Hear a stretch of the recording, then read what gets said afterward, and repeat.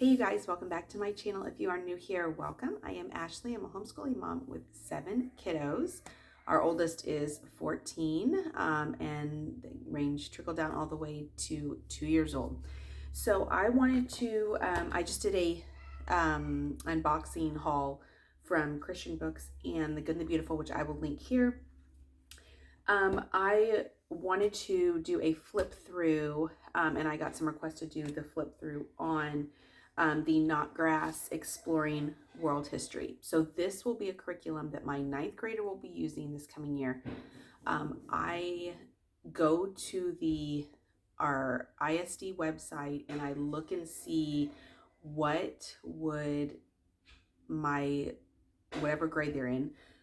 So in this case, my 9th grader, what would he be doing in public school? What curriculum piece would he be doing in public school? For example, for history, he would be doing world history. And sometimes they have that choice. You get your course selection in high school and you get to choose between this history or this history or this history, as long as it's done within that 4 years. I went ahead and picked Exploring World History. We have been using Notgrass. This will be our 2nd year. I did, what is the other one? I don't know what the title is, but we have been doing, it's history like up to 1877 or something. But I have been doing it for my current 8th grader, or I guess we're pretty much done. So my previous 8th grader and 5th grader as just a read aloud, because in Texas we don't require, or they don't require grades. And so we've just been kind of doing it as a read aloud, and I have really enjoyed it. It's been very easy and very interesting. I enjoy history, so I enjoy reading it out loud. So I knew that this was something, because they have the grades that I can do, they have the quizzes that I can do, etc., that this is what I wanted to use. So I just want to start off first by showing what it comes with. I'll show you in a second, but just kind of as a visual, they have the 2 parts to the actual textbook. They have in their words that came in what I bought, and then separately I bought the student review and the quiz and exam book and the guide for parents. This literature package here, I did not buy. I will be buying it on an as needed basis. So instead of paying $100 and something right now for all of the books, I just will pay and buy them as I go. I have mentioned also before that this curriculum piece can be used to cover a language arts credit, as well as a Bible elective credit.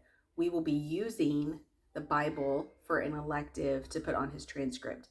The literature I was going to use strictly, but I really enjoy The Good and the Beautiful's language arts. And when I looked at the high school one, I knew that I wanted to go ahead and do that. I will link that video here. It kind of goes through what that all comes with. But you can use it for both. And so that's what kind of drew me to it at first, before I decided that I wanted to do a separate literature course. So there might be some things literature wise that I do not use in this course, but I think it will be good for him, and just some good extra stuff as well. Okay, so what it comes with is, here's part 1. So I'm just going to kind of flip through what it looks like. These are pretty much let's see, the story like layout, for example. I'm just going to pick something here. I'm going to pick lesson 8. So early people groups. So it is very much just laid out like a regular textbook, but I feel like it is not so black and white, and it is not so boring. There are a lot of pictures in here. A lot of them are real pictures, a lot of just things that I think the kids can relate to. And so at the end of each lesson, which is the same as the other curriculum pieces, you have your assignments for lesson 8. So here's your Bible, which would obviously go towards your elective, In Their Words, which I will show you that in a minute. That's the book that comes with it. Here's a project, it just says work on your project, so I'm not sure what that means, but and then the student review. So it has 4 different things here, and I think that's pretty typical. Not every lesson will have all of those, but also it'll tell you student review optional, answer the questions for lesson 36. So you don't necessarily have to do everything. If it has optional, if you decide not to do Bible as an elective, you don't do the Bible lessons. There are actual Bible lessons in here. Let me pull it up. I just passed one, actually. Okay, here's a Bible study. Or hold on. It's laid out similar but also different. You can tell that this particular history is more in depth.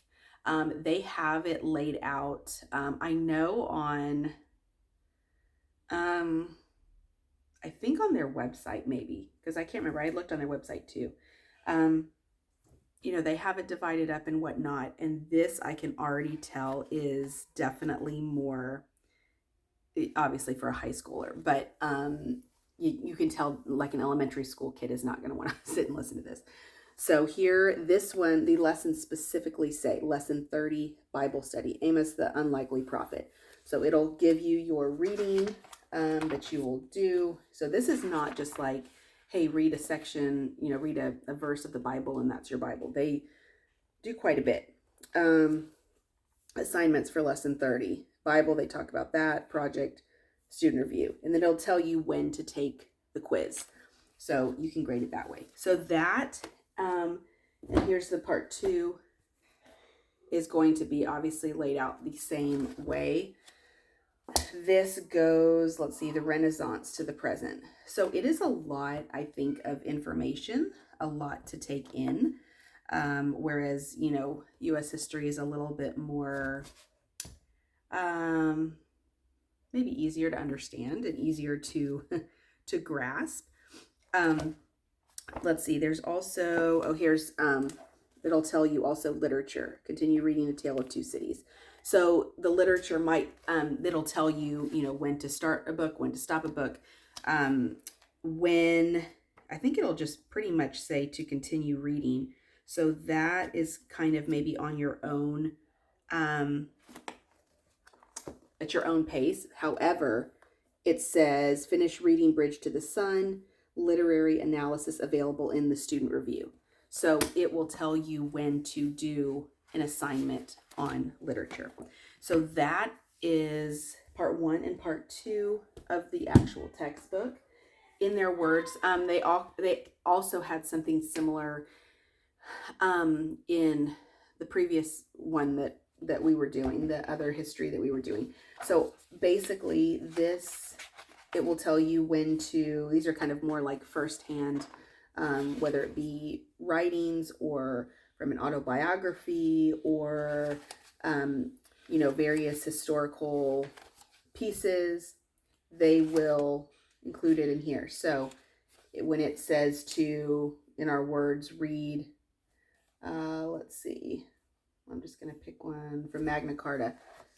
Here's your whole thing to read. So this might not be very easy reading. This is, you know, stuff that, and these can be a number of pages. This can be stuff that obviously is, you know, was written way back when, and so it's harder to understand and harder to comprehend. But these are actually the original, you know, pieces. So again, definitely for a high schooler, not for an elementary schooler, probably not for a middle schooler. Let's see. That's pretty much how it's laid out. They will tell you when, here's a Shakespeare page here.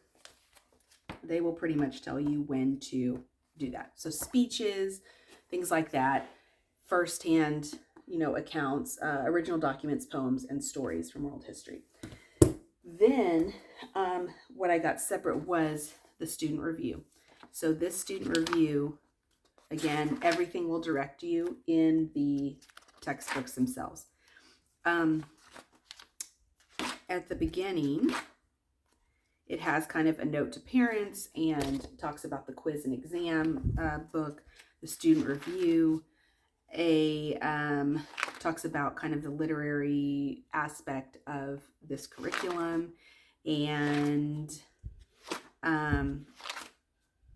it'll start with, so for example, Unit 1, Lesson 1, and it'll have questions, and whether or not you write those down, in a notebook or whatever your child, name 4 events in the history of the world that directly affect your life. Why do we have a responsibility to fulfill God's purposes for us? Here's a commentary on a Bible verse. And then it goes to Lesson 2. So everything is laid out for you for lessons. Here's your questions. And it goes all the way, to lesson 150? 150. Yes, 150. So all your questions will probably just be answered in a notebook. A lot of the literature analysis. So here's your literary analysis of Julius Caesar by William Shakespeare. Talks about that, characters and characterization. And let's see, does it have, it doesn't have any specific questions in this one, but that's kind of how it's laid out. Each lesson different. Each lesson will tell you what to do, and they will write that in their notebook. Now, here are your quiz and exam book and your guide for parents and answer key. So your quiz and exam book is going to be laid out like so. Like some of them might be like this, A, B, C, or D, multiple choice. Some might be, matching. Let's see, some might be a true or false. And then if it's false, you need to write down to make it true. That looks like most of, here's an exam, units 1 through 5. So this is just kind of a question and answer for units 1 through 5. That would be the exam. And then that's the history part. And then for the English exam, you would have this here. Now, so since I'm not going to be doing, I don't think, the majority of the English with this particular curriculum, I might not do this because there's no point in doing that if I don't have to grade it. So I might just have him read it for the heck of it, but maybe not do the questions. So we'll kind of see. I'm going to play that by ear because, like I said, my basis, my main language arts course for him will be from The Good and the Beautiful. And then here is your Bible exam. So that is how it is split up. The Bible, the English, and the history. That is how they get those particular credits. So it just goes, it keeps going just like that all the way to the end. And the guide for parents and answer key is going to be listed out by, it tells you kind of how to, how to do it, how to grade, because sometimes those question and answer, it's not necessarily, I mean, yes, there's a right or wrong, but it's also, when kids write essays and things like that, that is kind of up to the teacher on, did they understand it right? Are they doing it right? Are they doing punctuation and spelling and things like that right? Because obviously that's going to matter as they get into the higher grades. So they have grading writing assignments. They talk about that and how to go about grading it, because it's not like in this quiz and exam book, it doesn't say, okay, if you got 1 right or 1 wrong, this is your grade. If you got 2 wrong, this is your grade. Now there's ways obviously to figure it out, grading based on how many questions there are and so forth. But it talks a little bit more about that in depth in here. Has a literature section, notes about the literature. and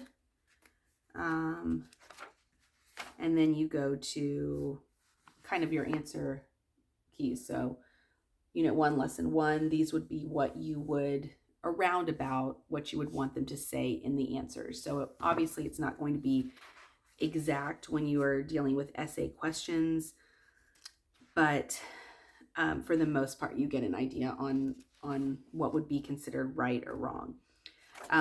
So yes, this is everything for every lesson, every quiz. It has the quizzes also listed, and the exams listed, so that you know what's right and wrong in that regard. The literary analysis, it also has that. So the literature questions. So basically any questions that they ask in there, it has the answers to.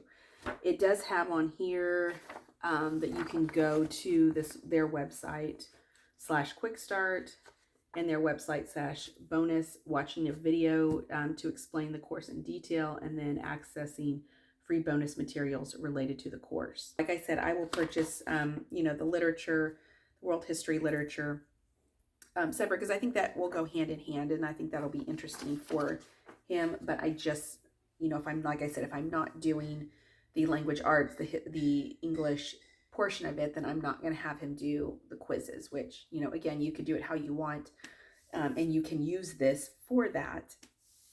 But I wanted a little bit more, because obviously your goal as a 9th grade parent is to get them prepared for these higher grades and get them prepared for college if that's what they choose. And so you want to make sure that they're on the right track and they have what they need, etc. So let me know if you have any questions down below, any other questions about this course. Like I said, this is our 2nd year doing Notgrass, but our 1st year doing a high school course. So it is going to be, it's going to take a little bit of time for me to kind of figure out and make sure I get everything and all my ducks in a row for this, and make sure he's doing what he needs to do. But I always say, I'm excited to learn. I'm excited for him to do this. I am, because also I really like the structure of it. Before, yes, I love the read alouds. I'm doing it as a read aloud format, and being able to include my other kid if she wanted to. But I also like the kind of the force, the expectation, and the need and the necessity to do these quizzes and exams, because then I know we have to do it this way. So there's no middle ground, really. You have to do it. You have to do the quizzes. You have to do the exams. You have to do the grades. And so doing that, it helps me also to kind of stay in line. So I like the consistency, and I like the I don't even know what the word is. Consistency, to make sure that he is doing it on track. So anyway, let me know if you guys have any questions down below, and I will see you guys next time. Take care.